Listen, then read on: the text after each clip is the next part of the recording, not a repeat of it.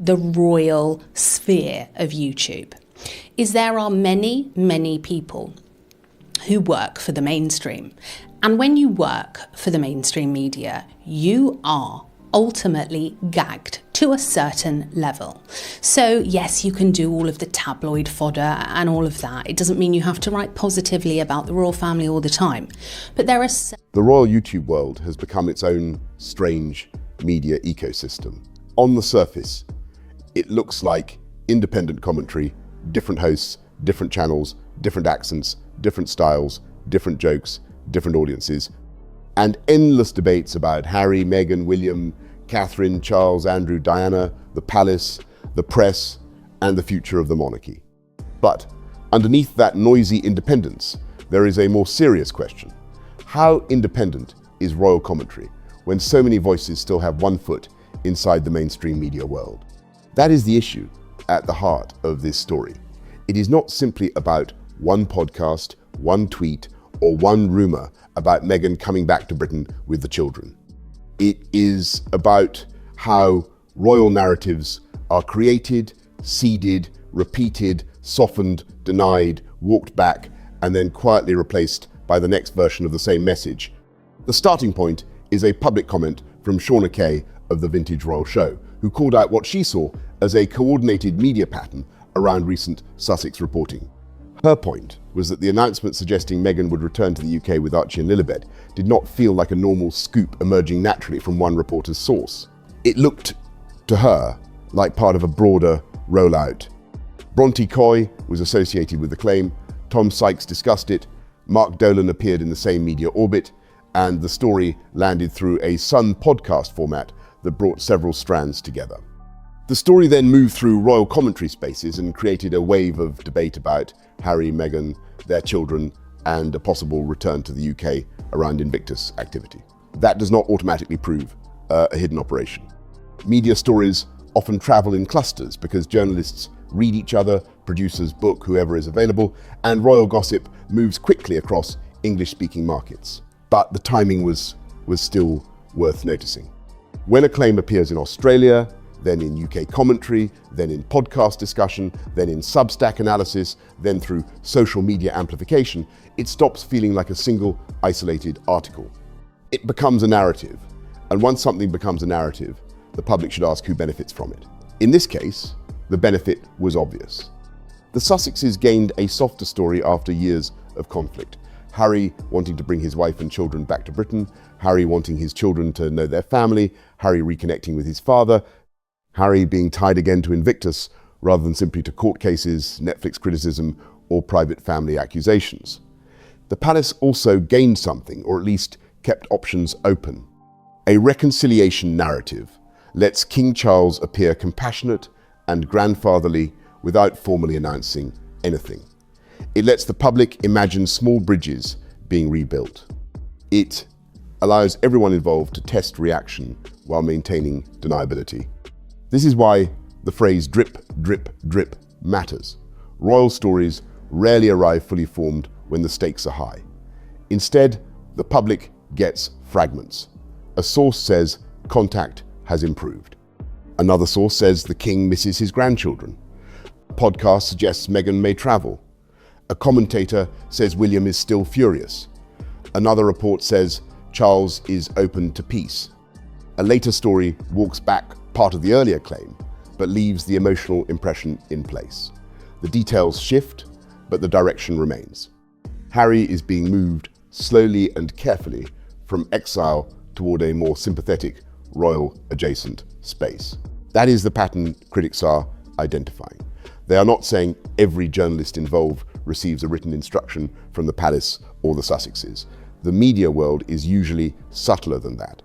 A source gives a line. A friend briefs a journalist. A producer books voices that already lean in a certain direction.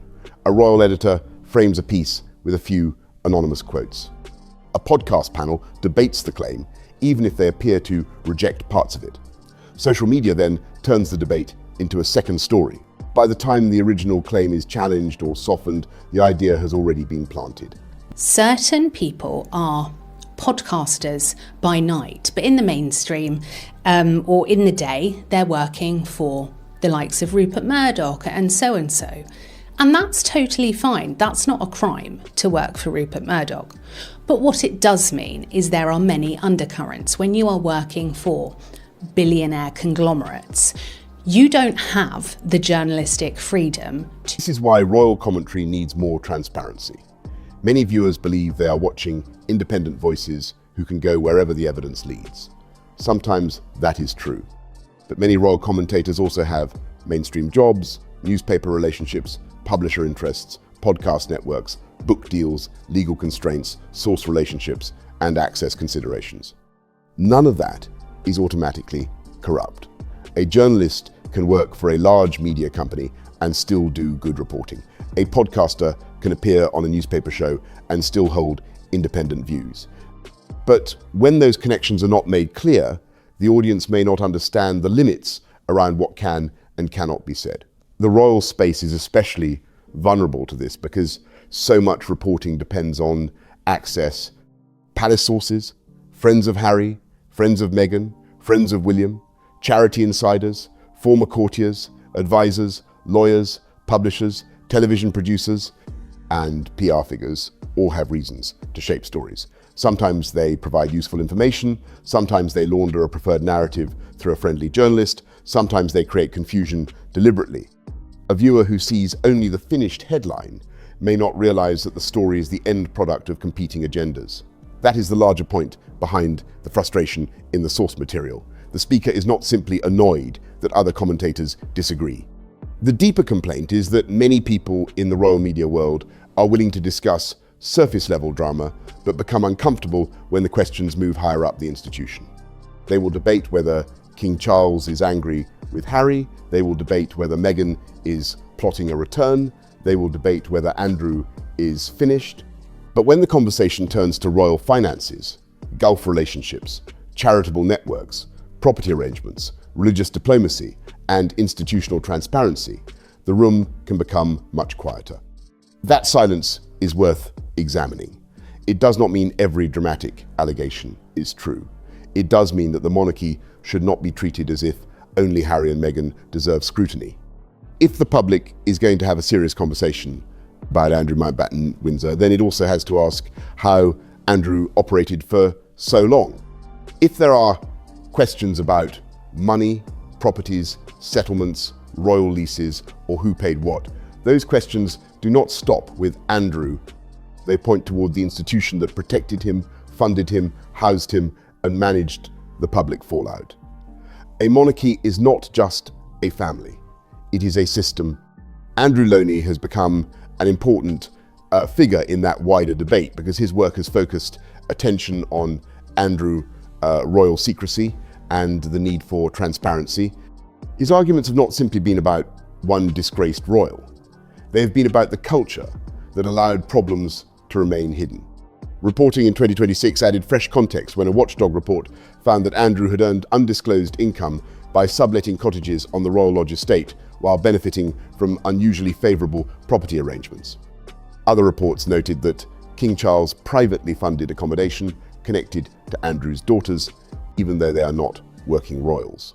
These are precisely the kinds of details that make people ask whether the public has ever been given a full picture of royal privilege. The question then becomes, why are some commentators comfortable focusing on Andrew but reluctant to follow the logic upward? If Andrew was protected, who protected him? If Andrew's finances were opaque, who allowed the opacity? If the palace now presents itself as cleaning up the problem, how much of that is genuine reform and how much is reputational containment? These are fair questions. They do not require wild speculation. They require documents, accounts, leases, charity records, court filings, official statements, and careful reporting. The same applies to King Charles's long-standing interfaith and Islamic studies interests. Some critics describe this in alarming language, but the safer and more serious question is not whether the king is part of some sinister religious project. That kind of framing can become... Many of you will probably follow Shauna. I've been on her show before. And Shauna is very diligent. She's not clickbait. She's not someone, I don't think, that would put things up for attention. It's just not her style. And so that is why it's a biggie that I wanted to bring you. And you will know that I did a video on this a month ago.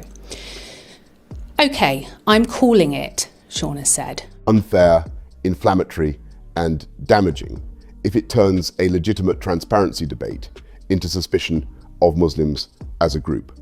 The real issue is different.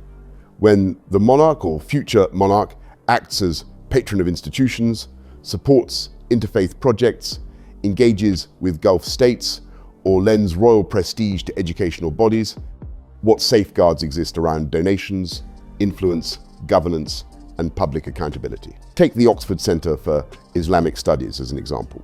The Centre's own public materials state that King Charles is its patron, that it was founded in 1985, that it received a royal charter in 2012, and that Charles, as Prince of Wales, had been patron since 1993.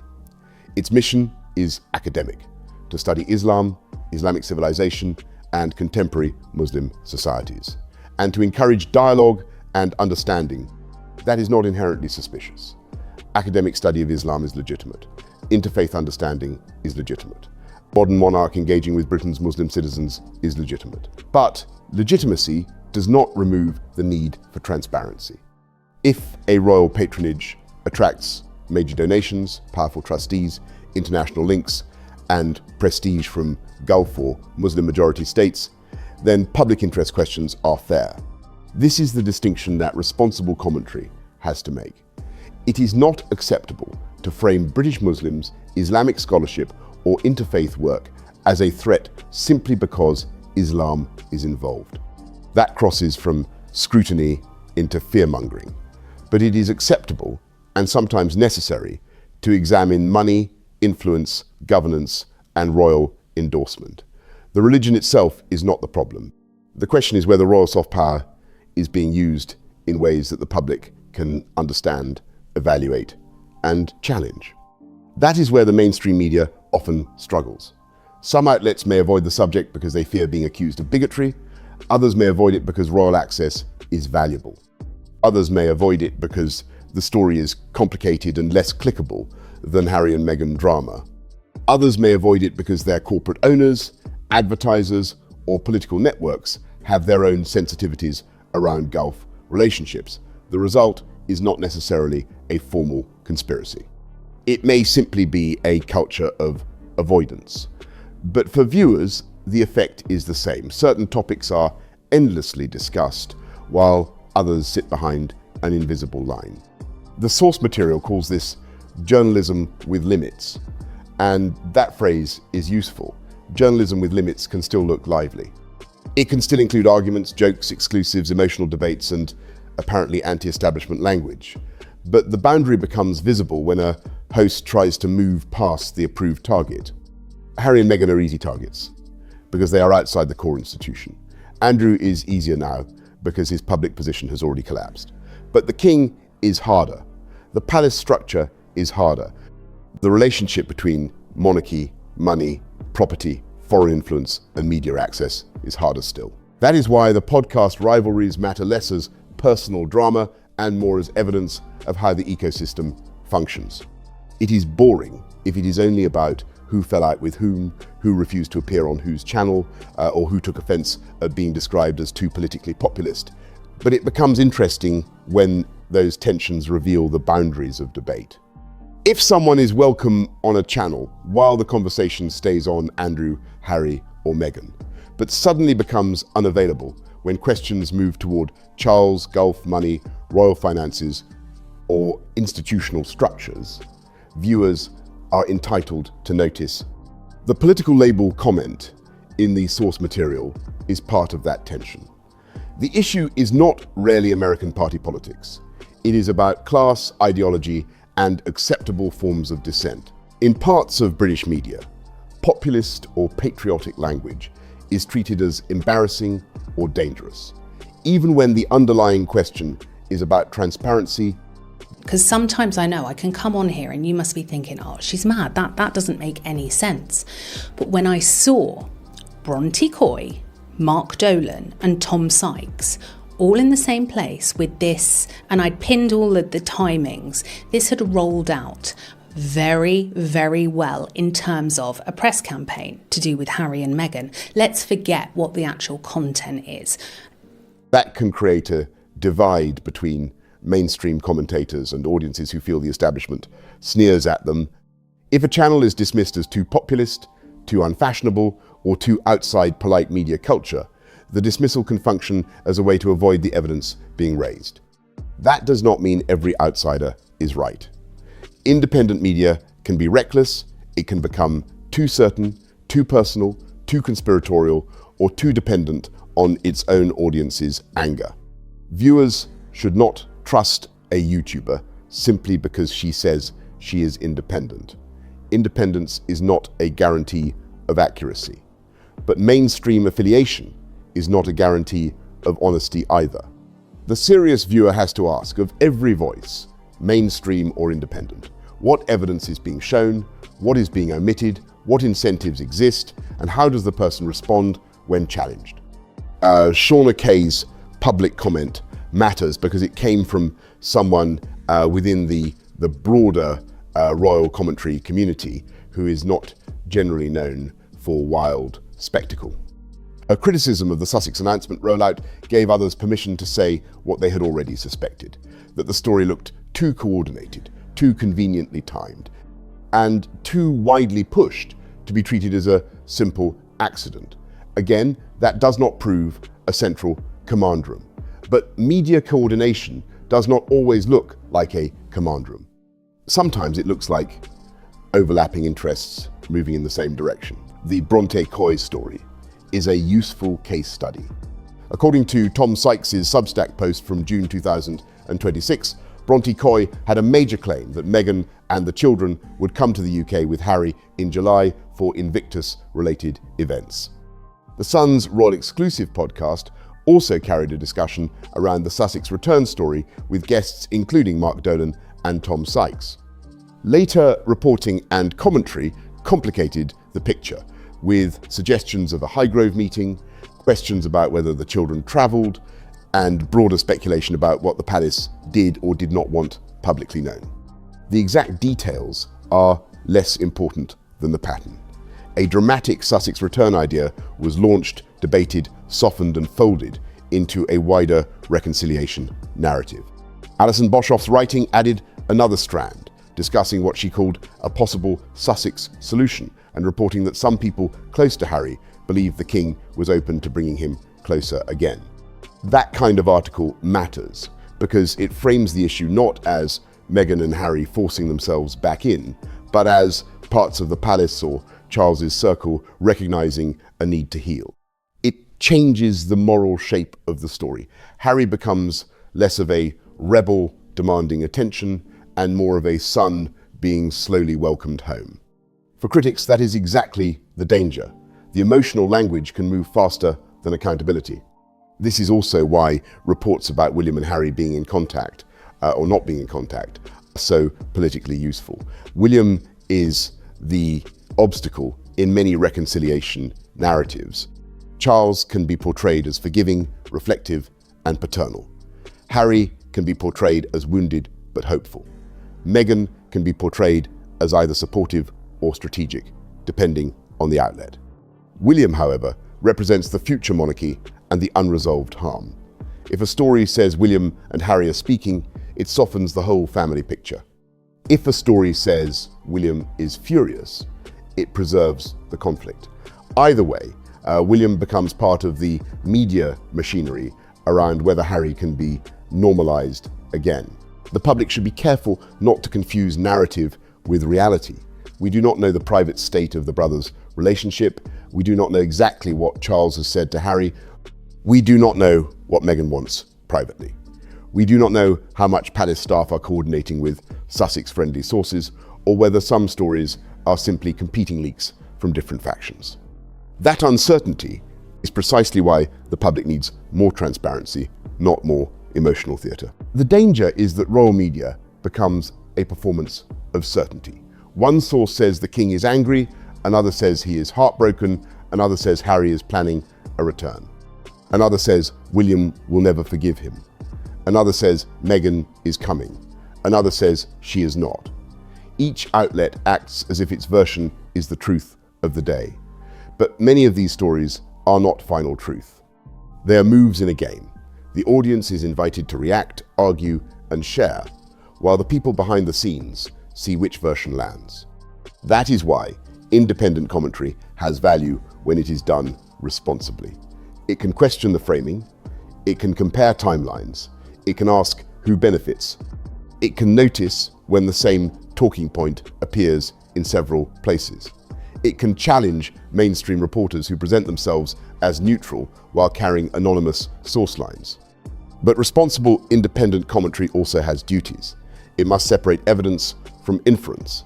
And say, but how can anyone deny there is an establishment plot to bring Harry back? Hence why I blew the alarm on it almost in July of last year. But then they spin and they spin, no, the king's angry. And sometimes it's so frustrating because you're sat here and it's like, I feel like I'm pushing water uphill, not to... It must avoid turning religious communities into targets.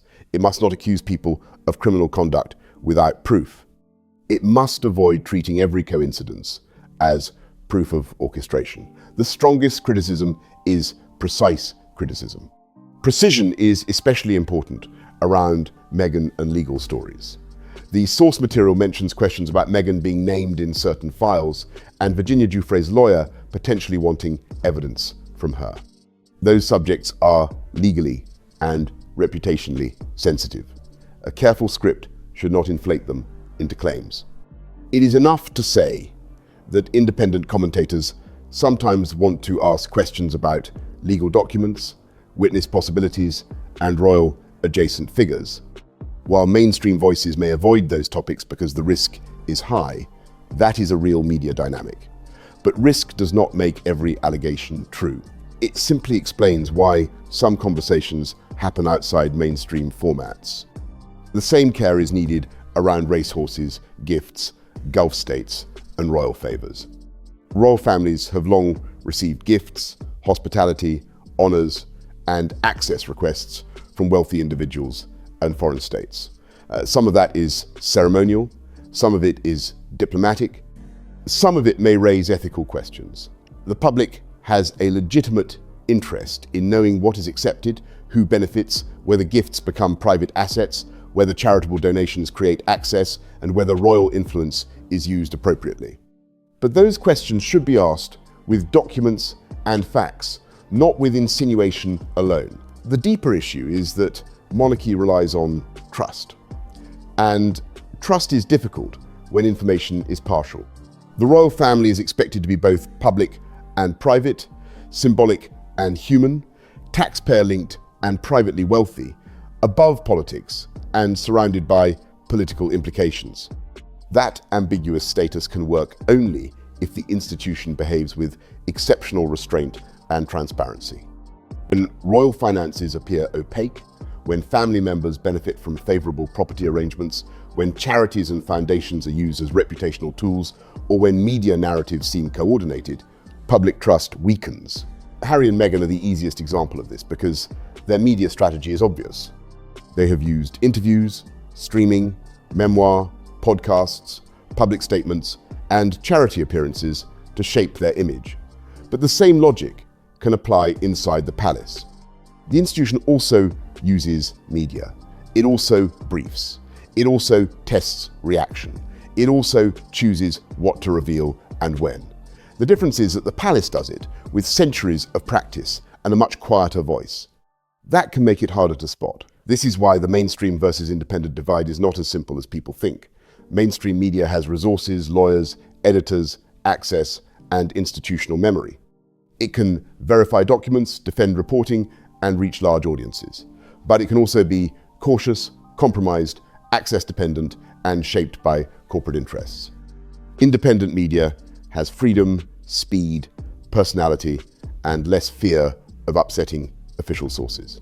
But it can also be under-resourced, emotionally driven, legally exposed, and tempted by audience capture.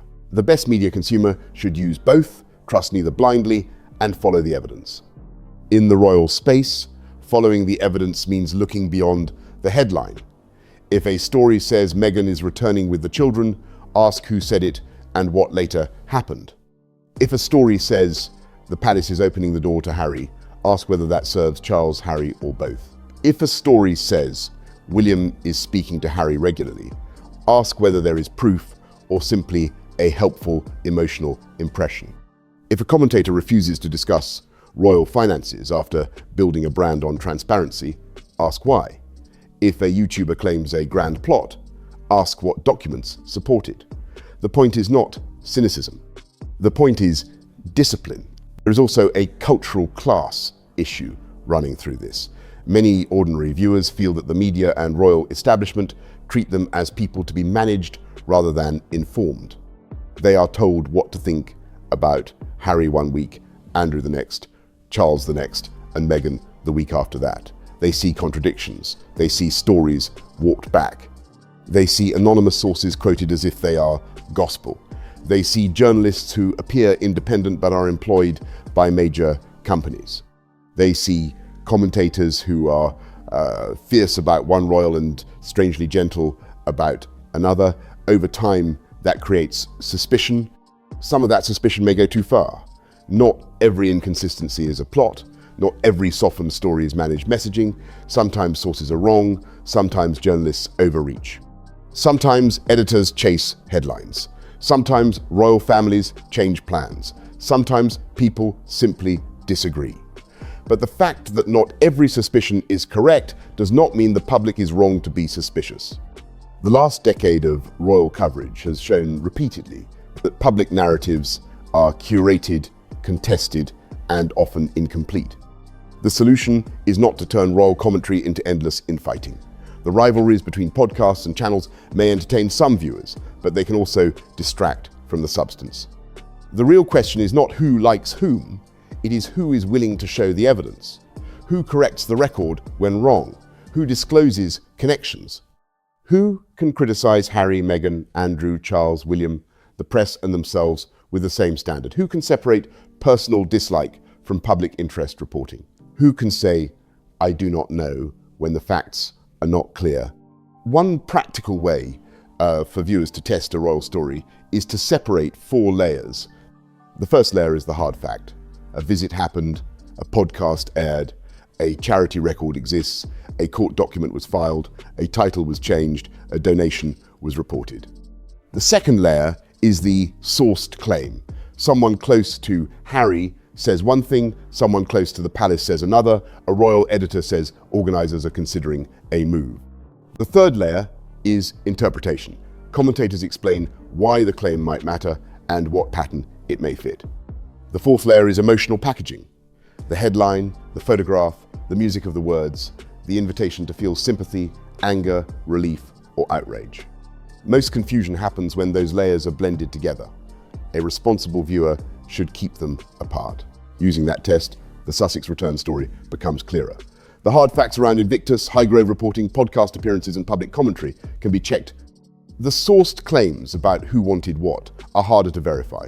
The interpretation that the story served a reconciliation narrative is plausible, but still an interpretation. The emotional packaging was unmistakable. Family, children, homesickness, Diana, grandfatherhood, healing, and Harry wanting to reconnect with Britain. Once those layers are separated, the audience can be skeptical without becoming reckless, and critical without pretending to know more than the evidence allows. That last point matters, because uncertainty is often the most honest position in royal reporting. We can say there appears to be a pattern of Sussex rehabilitation stories. We can say the Highgrove and Invictus narratives benefit Harry and Charles. We can say Bronte Coy, Tom Sykes, Mark Dolan, Alison Boshoff, and others became part of the broader discussion around Meghan, the children, and a possible return. We can say Shauna Kay publicly called out what she saw as coordinated spinning. We can say there are legitimate questions about royal finances, Andrew, property, and patronage. But we should not say we know every private motive, every source, or every internal instruction. That would be pretending to possess evidence we do not have. The strongest version of the argument is therefore measured but firm. The public is being asked to consume royal narratives that often arrive through people with undeclared or underexplained interests. Some commentators are presented as outsiders, even when they remain connected to mainstream structures. There are many, many people who it doesn't seem to be proper journalism, because it's journalism with limits. There is no way, I don't think, the vast majority, apart from the royal grift. And, you know, I know Sean is having spicy conversations now. I know that some topics are treated as safe, while others are treated as off limits. Harry and Meghan are criticised constantly, but deeper institutional questions can be softened or avoided. Charles's patronage, Andrew's finances, Gulf links, charity money, property benefits, and media access should all be open to scrutiny without the discussion descending into prejudice or fantasy. This is where a genuinely independent royal media culture could be useful. It would not be anti-monarchy for the sake of it, and it would not be pro-palace by default. It would not turn every Muslim institution into a threat, and it would not pretend royal patronage is above examination. It would not treat Harry and Meghan as the only problem, and it would not excuse them either. It would hold a consistent standard. If public status, public money, charitable trust, or institutional power is involved, the public deserves clarity. The palace should welcome that standard if it wants the monarchy to survive in a more sceptical age. Transparency is not the enemy of monarchy. Secrecy is. Selective briefing is. Emotional manipulation is. The constant use of unnamed sources to prepare the public for decisions already being considered is. If King Charles wants to modernise the monarchy, the modernisation cannot only be about opening Balmoral rooms, speaking about faith, or projecting compassion. It has to include financial clarity, ethical boundaries, and a media strategy that treats the public like adults. The same applies to royal journalists and commentators. If a journalist receives a line from a Sussex source, say what can be said about the nature of the source. If a podcast is tied to a newspaper group, be transparent about that. If a commentator has a book to sell, say so. If a guest will discuss Andrew but not Charles, viewers can note that. If a story changes, explain why it changed. The audience is not stupid. In fact, many royal watchers now understand the media game better than some professionals seem to realise. That is why Sean Kay's intervention resonated. It captured a feeling many viewers already had, that they were not watching random royal gossip, but managed narrative movement. The Meghan and children return story may or may not have unfolded exactly as first suggested, but the rollout itself exposed how quickly a claim can be amplified by interconnected voices. Once people see that, they start applying the same logic elsewhere. They ask whether Harry's rehabilitation is being managed. They ask whether Charles's role is being softened. They ask why William is framed one way in one outlet and another way elsewhere. They ask why Andrew's scandal is allowed to go so far, but not always far enough. In the end, the most important question is not whether one YouTuber is right about every detail. The important question is whether royal media is honest about its own limits. If a mainstream commentator cannot go near certain subjects because of employment, access, legal risk, or ideological discomfort, that should be understood. If an independent commentator makes an inference rather than proves a fact, that should be clear too. The audience deserves a cleaner distinction between reporting, analysis, opinion, speculation, and emotional performance. The monarchy is too significant to be covered only as a soap opera. Harry and Meghan drama matters because it affects the institution, but it is not the whole institution. Andrew matters because he exposes privilege and secrecy, but he is not the only question. Charles matters because he is the monarch, not because critics dislike his interfaith work or his personal causes. William matters because he is the future king and will inherit the consequences of every decision made now. The press matters because it does not merely observe this story, it helps build it. So the conclusion is simple. Watch the stories, watch the timing, Watch who repeats the line. Watch who refuses to discuss certain topics. Watch which narratives are walked back after doing their work. Watch how Harry is softened through family, children, veterans, Diana, and reconciliation. Watch how Charles is protected through illness, duty, faith, and grandfatherhood. Watch how Andrew is isolated as a scandal rather than treated as a window into the system. Watch how independent voices behave when they are invited to challenge the top of the institution rather than only the outsiders around it. The public does not need to accept every claim made by any channel, newspaper, podcast, or Substack, but it should insist on the right to ask questions. It should reject both official narratives and outsider certainty when evidence is missing. It should demand transparency without sliding into prejudice. It should be skeptical of coordination without inventing proof. Above all, it should remember that royal media is not just entertainment. It is part of how power protects itself, repairs itself, and sells itself back to the public. Once you understand that, the question changes from which headline is true today to what story are they trying to make me ready to believe tomorrow?